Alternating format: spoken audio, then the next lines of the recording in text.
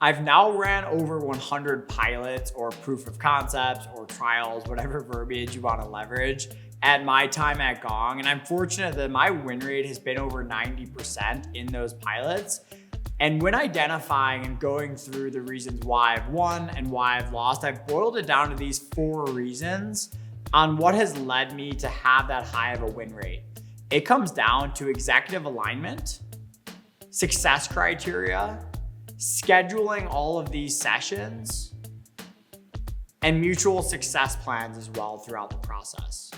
So for the very first one, exec alignment is really critical because I want to make sure that before we invest in connecting the technology, letting them try it, giving them a flavor into it, that they have executive buy-in that if this pilot goes well, they would proceed to purchase. One of my favorite lines, if I get any pushback about getting their execs looped in, is I'll say, hey, in my experience, it's a lot easier to ask for 15 minutes upfront than $15,000 at the end, right? You can, of course, move those numbers around depending on your process. The second one is in terms of success criteria. With that same exec, I want to understand what success criteria can we align on so that if we do crush this pilot, that they would actually move forward and proceed. It also helps set expectations with what's actually realistic to accomplish in the 7 or 10 or 14 day window, however long your pilots are, versus them thinking that they're gonna see the full ROI in that really short time frame. One of my other favorite ones, number 3, is actually scheduling all of these sessions up front. So what that looks like is instead of just going one by one and constantly asking for the next meeting, if they want a pilot, I'll say great, and we'll actually walk through and schedule all of those live. So I'll say, hey, what time works for that rep training?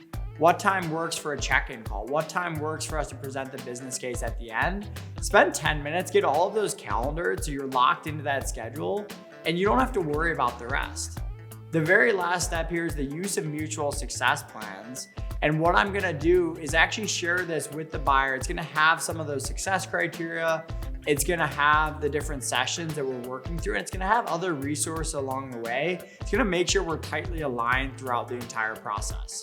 The key to pilots is just having a process and walking through and holding some leverage through the process is one of the biggest gives that you can provide during a cycle, so that make sure you're holding on to what matters most to you all if you're gonna put all that time and effort into running it up in the first place.